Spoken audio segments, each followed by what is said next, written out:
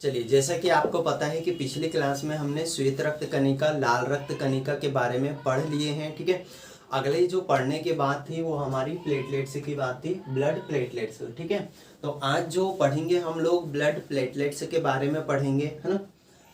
चलिए, तो पहला फैक्ट देखिए, इन्हें हिंदी में बिंबाणु कहा जाता है। यदि हिंदी की बात करें, प्लेटलेट्स की हिंदी की बात करें तो इन्हें क्या कहा जाता है? बिंबाणु कहा जाता है। उसी प्रकार आरबीसी को हिंदी में क्या कहा जाता था? लाल रक्त कणिका कहा जाता था।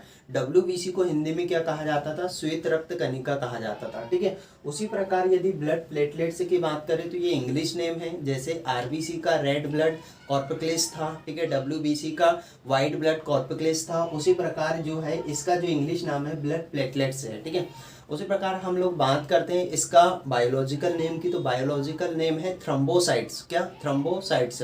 उसी प्रकार आरबीसी को बोलते हैं एरिथ्रोसाइट्स और डब्ल्यूबीसी को क्या बोलते हैं? ल्यूकोसाइट्स बोलते हैं ना। तो इनका हिंदी नाम अलग है, इंग्लिश नाम अलग है, बायोलॉजिकल नेम अलग है। तो आपको जो है हर एक नाम से पता होना चाहिए कि इस जो कण है, इस कण को ये नाम से जाना जाता है ना।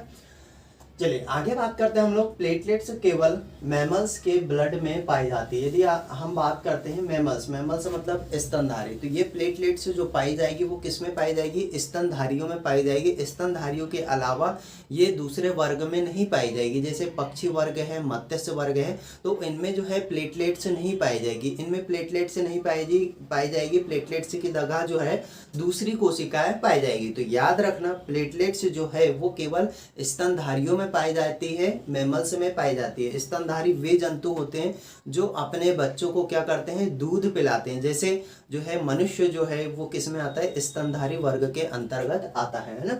चलिए फिर बात करते हैं हम लोग निर्माण की। नहीं, निर्माण से पहले इसकी बात कर लीजिए आप। इनकी सेल में न्यूक्लियस नहीं होता, केवल डीएनए होता है। यदि आपसे पूछा जाए कि भाई इसमें न्यूक्लियस नहीं होता ना, तो प्लेटलेट्स में जो है वो न्यूक्लियस नहीं होता। साथों साथ आपके आरबीसी में भी जो है न्यूक्लियस नहीं होता ना। प्लेटलेट्स में भी नहीं होता और आरबीसी में भी न्यूक्लियस नहीं होता, केंद्रक नहीं होता ना। चलिए फिर बात करते हैं हम लोग निर्माण की। तो निर्माण जो होता है बोन मैरो में होता है। कहाँ होता है निर्माण? बोन मैरो में, या इसी को बोलते हैं अस्थि मज्जा। प्लेटलेट्स की बात करें तो इसका निर्माण बोन मैरो में होता है। डब्ल्यूबीसी की बात करें तो इसका निर्माण भी बोन मैरो में होता है, और आरबीसी की बात करें तो इसका निर्माण भी बोन मैरो में होता है। तीनों प्रकार की जो कणिका है, तीनों का जो निर्माण होता है वो बोन मैरो में ही होता है।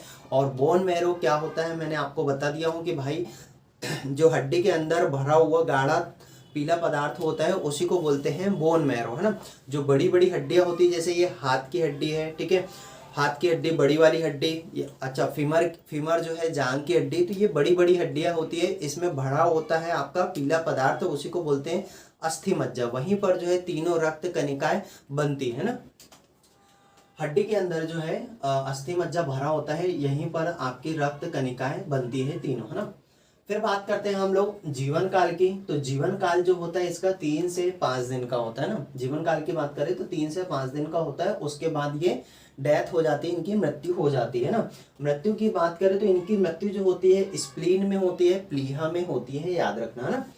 फिर वर्क की बात करें, वर्क मतलब इनका वर्क क्या होता है मानव शरीर में, है ना। तो इनका जो वर्क होता है, मुख्य की बात करें तो मुख्य काम जो होता है इसका, सबसे पहला काम होता है रक्त का थक्का जमाना। चलिए, कमी से होने वाले रोग कौन कौन से? इसका ब्लीडिंग है, चिकनगुनिया, डेंगू ज्वर है, थ्रोम्बोसाइटोपिनिया, है ना। तो ब्लीडिंग की बात करें तो रक्त निकलते रहेगा। यदि प्लेटलेट्स की कमी है आपके बॉडी में तो क्या होगा? ब्लीडिंग होती रहेगी, मतलब रक्त निकलते रहेगा। और यदि प्लेटलेट्स की कमी नहीं है, ठीक ठाक प्लेटलेट्स है आपकी बॉडी में, तो ब्लीडिंग नहीं होगी, मतलब रक्त नहीं निकलेगा, रक्त का थक्का जम जाएगा, ठीक है। चिकनगुनिया भी कमी से होने वाला रोग है, डेंगू ज्वर भी कमी से होने वाला रोग है, और थ्रोम्बोसाइटोपिनिया भी जो है वो कमी से होने वाला रोग है, ठीक है। फिर बात करते हैं प्लेटलेट्स की अधिकता से शरीर में रक्त का थक्का जम सकता है, जिससे हार्ट अटैक आने की संभावना बढ़ जाती है, ठीक है। यदि बात करें प्लेटलेट्स की, तो यदि प्लेटलेट्स बॉडी में बढ़ जाती है तो क्या हो सकता है? प्लेटलेट्स बढ़ जाएगी तो रक्त का थक्का जो है हमारे शरीर में रक्त संचार होते रहता है, तो वहाँ पर जो है रक्त का थक्का जम सकता है, और रक्त का थक्का जम जाएगा तो क्या ऑक्सीजन आगे सप्लाई नहीं होगी, ब्लड सप्लाई नहीं होगा, ब्लड एक स्थान से दूसरे स्थान पर नहीं जाएगा। जब ब्लड एक स्थान से दूसरे स्थान पर नहीं जाएगा तो ऐसी संभावना में क्या हो जाता है, ऐसी परिस्थिति में क्या हो जाता है कि भाई हार्ट अटैक आने की संभावना बढ़ जाती है। ठीक, चलिए फिर बात करते हैं हम लोग आगे जीवन काल की बात करते हैं। तो इनका जीवन काल जो होता है 1 सप्ताह या 7 से 10 दिन का होता है ना। फिर बात करते हैं इसकी संख्या रक्त में कितनी होती है, 2,50,000 प्रति घन मिलीलीटर होती है। यदि बात करते हैं प्लेटलेट्स की तो इनकी जो संख्या होती है वो कितनी होती है, 2.5 लाख लगभग होती है, या 2,50,000 प्रति घन मिलीलीटर होती है ना।